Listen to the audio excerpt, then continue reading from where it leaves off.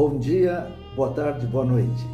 É um prazer estar com você aqui, principalmente para contar um pouco da minha vida e que você aprenda um pouco para a sua vida. Eu tive vários problemas de casamento, então vou falar para vocês. Demorou muitos anos para mim aprender o que eu teria que me defender, como me defender para encontrar com a mulher do meu casamento.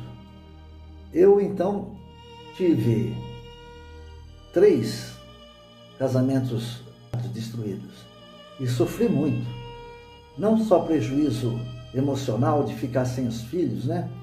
Mas também prejuízo financeiro, essas coisas todas, e o desgaste emocional muito grande. E até que eu cheguei para Deus depois do 3º casamento, estava eu hospedado no apartamento em Ubatuba e perguntei para ele: mas Deus, não era para ser um casamento só? O que está havendo? Não é? Como é que eu vou encontrar então a mulher ideal?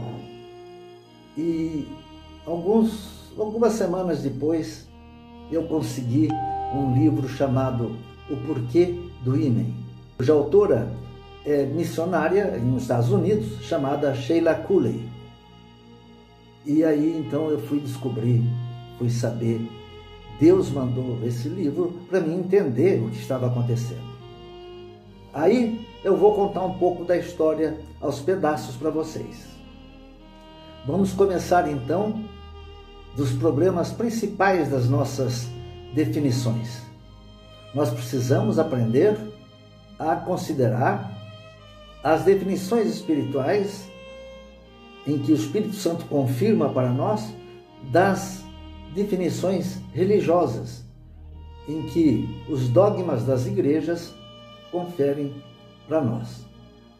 Então nós vamos ler do capítulo 2 de Gênesis como começou toda essa situação. E tomou o Senhor Deus o homem e o pôs no jardim do Éden para o lavrar e o guardar. E ordenou o Senhor Deus ao homem, dizendo: de toda a árvore do jardim comerás livremente, mas da árvore da ciência, do bem e do mal, dela não comerás. Porque no dia em que dela comeres, certamente morrerás. Muito obrigado pela atenção. Ora, é aqui que começa toda a nossa história. Gênesis foi escrito por Moisés, e esse livro de Moisés foi escrito, os seus 5 primeiros livros da Bíblia de Moisés, foram escritos de 1445 até 1405 antes de Cristo. Se você for considerar, isto foi escrito e o Espírito Santo ditou isso para Moisés há 3.500 anos aproximadamente. Olha bem, é aí que dá para mim fazer uma definição muito interessante com vocês. Ora, o que um homem de 3.500 anos atrás poderia ensinar para nós, com os nossos diplomas, não é verdade? Eu sou praticamente um burro diplomado. Eu tenho o primeiro curso superior, foi engenharia agronômica, que eu fiz da Universidade Rural do Brasil, no Rio de Janeiro. Depois eu ganhei uma bolsa de estudos pela Aliança do Progresso, da Fundação Rockefeller, e fui para os Estados Unidos fazer um mestrado em Economia Agrícola. Fiquei lá 2 anos, onde eu tive a minha primeira filha, Susana. E quando eu voltei, não foi fácil tirar o mestrado ali, né? É muito concorrido. E eu, então, era um brasileiro que sempre tirei grau C, nos meus estudos. Eu não repetia, nem ficava de segunda época, mas ficava por ali. E dei duro então e precisei de muita ajuda dos professores para mim poder tirar o meu mestrado. Então nós temos, graças a Deus, o mestrado em Agricultural Economics, que é então economia agrícola, praticamente a mesma tradução. Ora, voltando ao Brasil então, o que acontece? Eu já tive outras oportunidades e fui trabalhar no Instituto de Economia Agrícola do Estado de São Paulo. Mas o que eu quero dizer para vocês? Com todos os meus diplomas, tirei outros diplomas depois, né? Depois eu fiz administração de empresa na UNAERP em Ribeirão Preto e fui professor lá também. Depois eu dei aula na Unital, em Taubaté, e dei aula na própria UNAERP que eu me formei, e por aí andei dando umas aulas também em Guaratinguetá. E o que nós podemos dizer a vocês? Esses diplomas todos não me salvaram os meus casamentos. Nós então tivemos muitos problemas. E eu então li essa passagem para vocês para dizer o seguinte: olha da onde vem o meu problema, e talvez o seu. Espero salvar muitos casamentos daqui para frente e ensinar os jovens a procurar a companheira que Deus fez para ele, ou o companheiro. E isso será o meu prêmio, sinceramente, vai ser o meu sucesso aqui na Terra, se alguém compreender esses estudos e entender como casar, como vencer, como entender e ouvir a voz do Espírito Santo de Deus. Se vocês conseguirem isso, serei realmente um vencedor. Basta isso.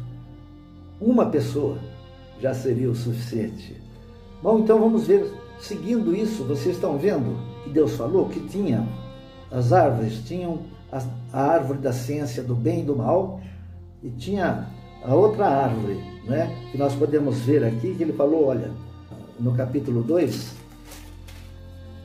ele falou assim: e ordenou o Senhor Deus ao homem, dizendo: de toda a árvore do jardim comereis livremente, mas da árvore da ciência do bem e do mal, dela não comerás, porque no dia em que dela comerdes, certamente morrerás. Veja bem, ele falou: olha, vocês não podem comer dessa árvore, os frutos dessa árvore, a árvore do bem e do mal, que é onde você passa a ter conhecimento do bem e do mal. Na verdade, você abandona o jardim que eu fiz para o homem, para comer da árvore do bem. Quando você desobedecer e comer da árvore do bem e do mal, você morrerá. Ora, essa morte não é a morte física, é a morte espiritual.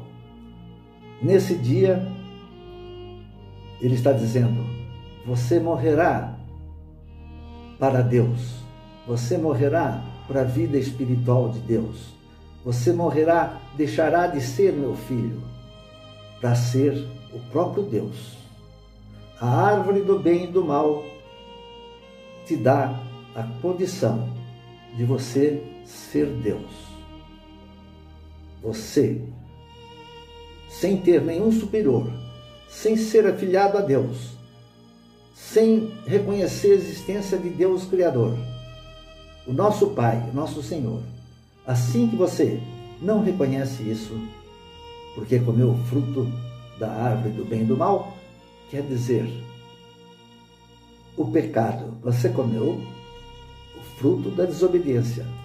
Pecado quer dizer errar o alvo. Mas nesse caso,